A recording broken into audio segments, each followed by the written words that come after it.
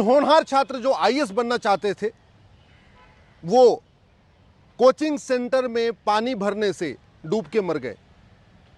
अब खूब इस समय तू मैं हो रहा है, आरोप प्रत्यारोप हो रहा है, नूरा कुश्ती हो रही है, बतौलेबाजी हो रही है, तू चोर मैं सिपाही वाला खेल चल रहा है।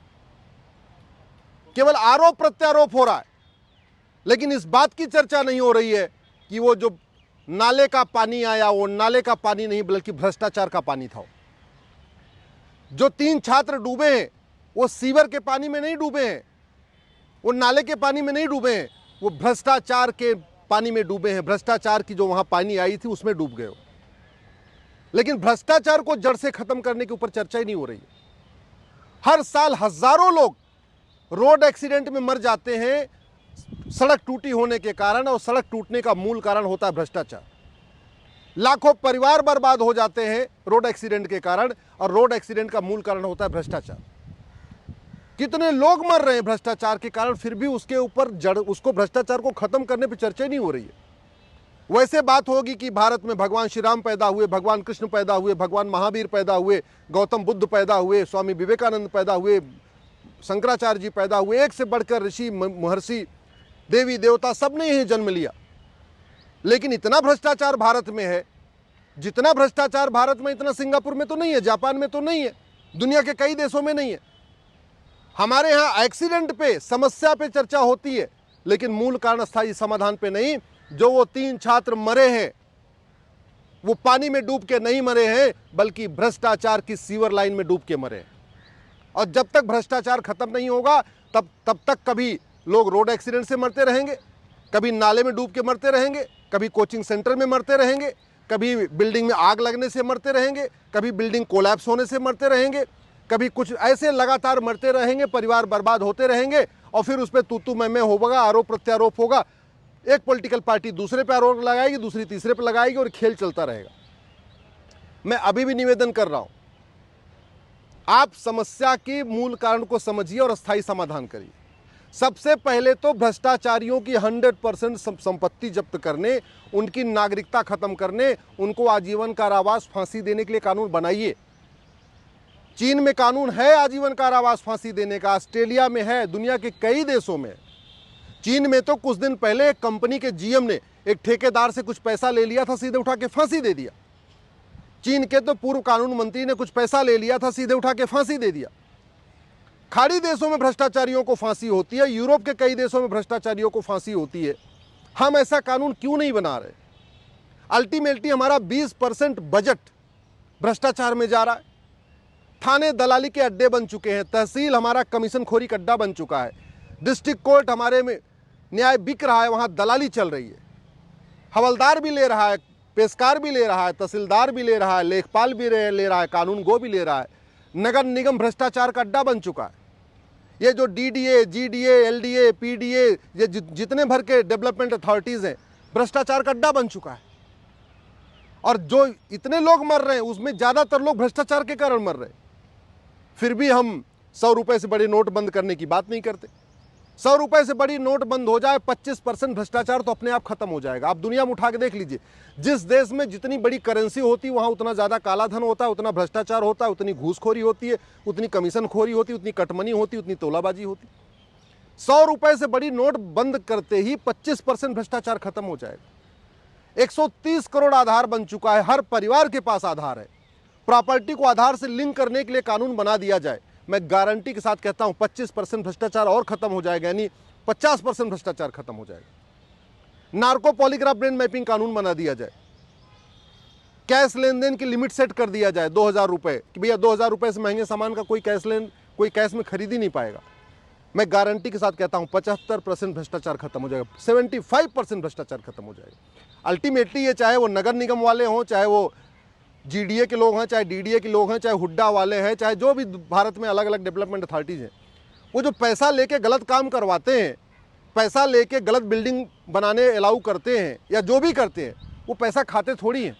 अरे महंगे महंगे सामान खरीदते हैं, बड़े फ़ोन, महंगे फ़ोन खरीदेंगे, महंगी गाड़ी खरीदेंगे, प्लॉट खरीदेंगे, फ्लैट खरीदेंगे, फार्म हाउस खरीदेंगे, करोड़ों रुपए शादी विवाह में खर्च करते हैं। यही तो करते हैं ना।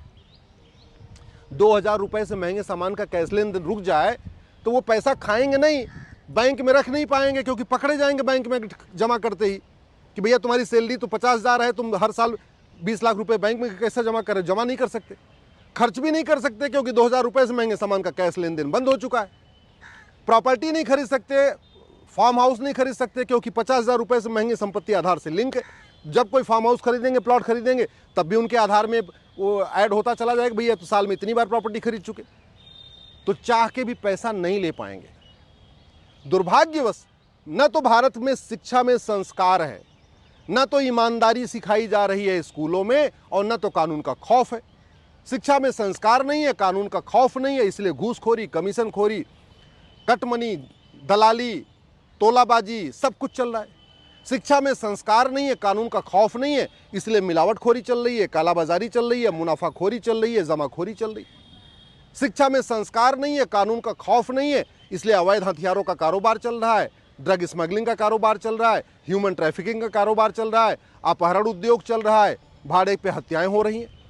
शिक्षा में संस्कार नहीं है, कानून का खौफ नहीं है, और कानून का खौफ नहीं है इसलिए बाकी और भी अपराध जो देश विरोधी का अपराध होते हैं, जासूसी, गद्दारी, सब चल रही है। पैसे सारे सब कुछ पैसे के लिए होते हैं। केवल जस्टिस विद इन ईयर लागू कर दिया जाए ना, जस्टिस विद इन ईयर, कि जो भी अपराध करेगा साल भर के अंदर सजा होगी। मैं गारंटी के साथ कहता हूं, फिर कोई बच्चा नहीं मरेगा, फिर किसी कोचिंग सेंटर में पानी नहीं भरेगा। केवल जस्टिस विद इन ईयर लागू कर दिया जाए, 100% प्रॉपर्टी जब्त करने, नागरिकता खत्म करने और आजीवन कारावास, फांसी देने के लिए कानून बना दिया जाए भ्रष्टाचारियों को। मैं गारंटी के साथ कहता हूं, ये सड़क हर साल नहीं टूटेगी, 3 साल 4 साल चलेगी। केवल कठोर कानून बना दिया जाए भ्रष्टाचारियों की 100% प्रॉपर्टी जब्त करने, नागरिकता खत्म करने, आजीवन कारावास, फांसी के लिए। ये जो सीवर लाइन जाम होते हैं ना, थोड़ी सी बारिश होती है सीवर लाइन जाम होती, ये बंद हो जाएगी।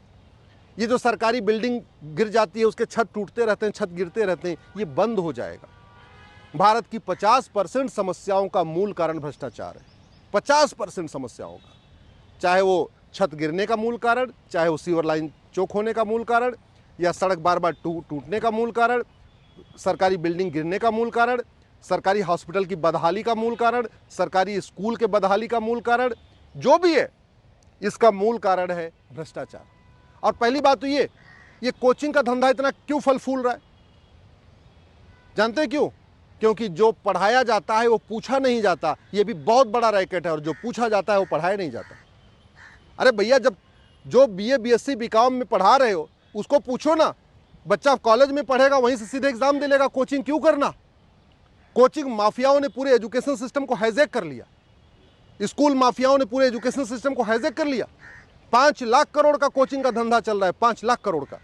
इसलिए मैं सरकार से निवेदन कर रहा हूं, पहली बात तो ये सुनिश्चित करिए कि चाहे वो इंजीनियरिंग का एग्जाम हो, चाहे मेडिकल का एग्जाम हो, चाहे एनडीए हो, चाहे क्लैट हो, चाहे क्लर्क का एग्जाम हो, चाहे कलेक्टर का एग्जाम हो, वही पेपर वही पूछना चाहिए, क्वेश्चन वही आना चाहिए जो बाकायदा पढ़ाया जाता है। ये कोचिंग माफियाओं ने बाकायदा कोचिंग जो एग्ज़ाम लेने वाली संस्थाएं, उनके साथ ऐसा मिल के खेल खेल लिया है ना कि जो पढ़ाया जाता है 10वीं 12वीं में, वो इंजीनियरिंग मेडिकल में पूछा नहीं जाता, और जो पूछा जाता है वो पढ़ाया नहीं जाता। सब लोग मजबूर हो चुके हैं कोचिंग कराने के लिए। वही हालत आपके आईएएस में है। यूपीएससी इस तरीके का पेपर सेट कर रहा है कि जो पढ़ाया जाता है बीए बीएससी बीकॉम में वो पूछा नहीं जाता, और जो पूछा जाता है वो पढ़ाया नहीं जाता। मजबूरी में कोचिंग करने के लिए लोग मजबूर हैं। ये कोचिंग माफियाओं के नेक्सस को समझना होगा। सरकार से मैं निवेदन करता हूँ, भारत में यूनिफॉर्म एजुकेशन सिस्टम लागू करिए। पूरे देश की जो भी आपको किताब है वो सुनिश्चित कर लीजिए।